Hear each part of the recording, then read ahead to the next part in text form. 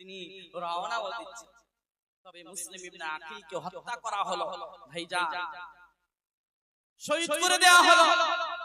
তারাও কিন্তু মুসলমান বলে দাবি করত, মুসলমানকে হত্যা করলো, তারাও নামাজ পড়তো। ইবনে জিয়াদ, এর ভিতরে আরো গাদ্দার শিমার ছিল। এরা মুসলিম বলে দাবি করে, কিন্তু এরা টাকার কাছে, ক্ষমতার কাছে বিক্রি হয়ে গেছে। এমন সমাজে কেউ নাই বলেন? কোরআনের বিপক্ষেও কথা বলতে ভয় পায় না, ইমামের বিপক্ষে কথা বলতে ভয় পায় না। কোরআনের খোলাসা করেছে, কোরআনের কথা থেকে বাস্তব সমাজের দিকে তাকিয়ে কোরআনের কথা বলেছে। এসে বলছে তোমার ইমামতি এখানে আর চলবে না, তোমার সাহস হয় কি করে তুমি এই কথা বললে আমার বিপক্ষে? কারণ কোরআনে এমন এমন কথা আছে, যারা দুর্নীতি করবে, যারা জুলুম করবে, তাদের বিরুদ্ধে যাবে না, যাবে না বলেন? অনেকেই আছে নামধারী মুসলমান। ও মুসলমান ইমানদার, মুসলিম ইবনে আকিলকে হত্যা করে দেওয়া হলো, শহীদ করে দেওয়া হলো। হুসাইন রাদিয়াল্লাহু তাআলা আনহু আগে খবর পেয়েছিল, যাওয়ার কথা ভাই বলে দিয়েছে, তিনি রওনা দিচ্ছেন। আব্দুল্লাহ ইবনে ওমর এবং ইবনে আব্বাস সকলেই ধরে বলছে, সাহাবীরা বলছে হুসাইন তুমি যেও না। বলছে আমি যাব, কারণ আমার নানা রেখে যাওয়ার দিনকে অপমান করবে, আমি সহ্য করতে পারবো না, আমি যাব। আমি ইয়াজিদের সাথে সরাসরি কথা বলতে চাই।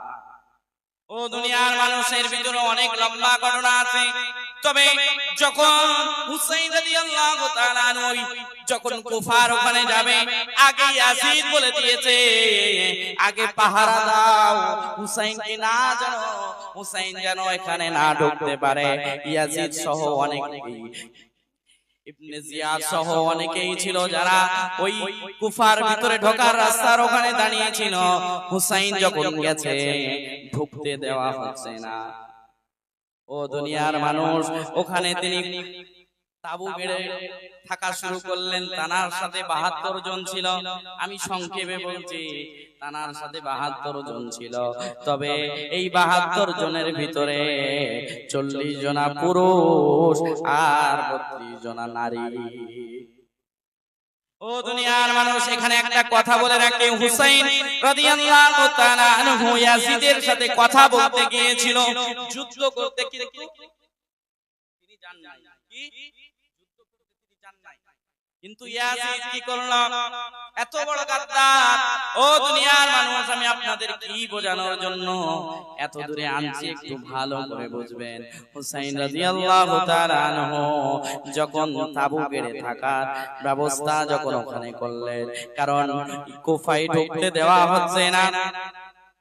ও দুনিয়ার মানুষ, এদিক থেকে খবর আসলো যে ইয়াজিদ সৈন্য পাঠিয়ে দিল। হুসাইন রাদিয়াল্লাহু তাআলা আনহুকে সুযোগ দেওয়া হলো না ইয়াজিদের সাথে কথা বলার। যুদ্ধের ঘোষণা করে দিল।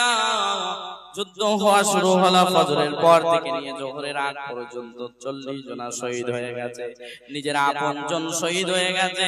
আপনজন শহীদ হয়ে যাওয়ার পরে হুসাইন রাদিয়াল্লাহু তাআলা আনহু তিনি একা ছিলেন। যুদ্ধে যাওয়ার জন্য নিজের বিবির কাছে যাচ্ছেন, ও আমার বিবি বিদায় দাও, আমি আমার আব্বা জানের মতন নিজের জান উৎসর্গ করতে যাচ্ছি, যুদ্ধের ময়দানে যাচ্ছি, শহীদ হয়ে যাব।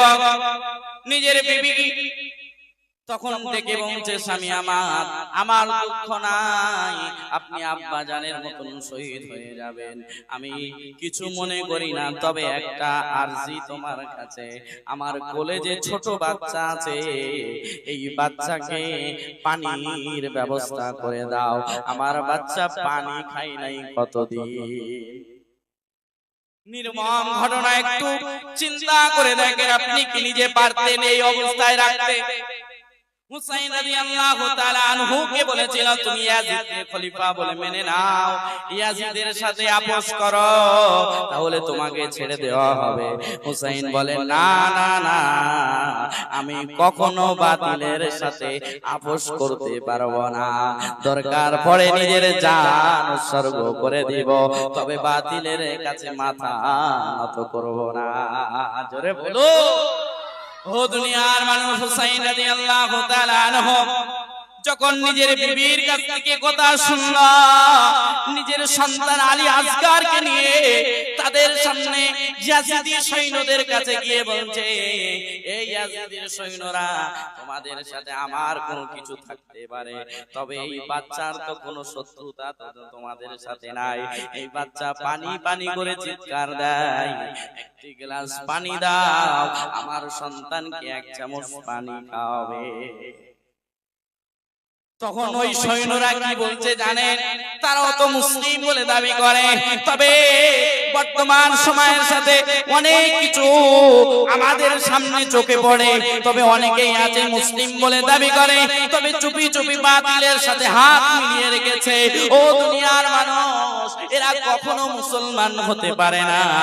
ইয়াজিদি সৈন্যরা তখন বলছে, আমরা নবীর নাতিকে চিনি না, নবীর আওলাদকে আমরা চিনি না। নাউজুবিল্লাহ বলতে পারলো, ওরাও তো নামাজ পড়ে। অনেকেই আছে নবী ছাড়া আল্লাহকে ধরতে চায়, আছে না? বলে সবকিছু ধরা যাবে না, আমরা ডাইরেক্ট আল্লাহকে ধরব, কিন্তু নবী ছাড়া আল্লাহকে মানা বলেন যায় না, যাবে না। পরিষ্কার কথা, আল্লাহ নিজেই ঘোষণা দিয়েছে, মাইয়ুতির রাসূল ফাকাদ আতা আল্লাহ, আমার নবীর ইত্তেবা করো, ওই ইত্তেবাটা আমি আল্লাহ আরশের মালিকের ইত্তেবা হয়ে যাবে।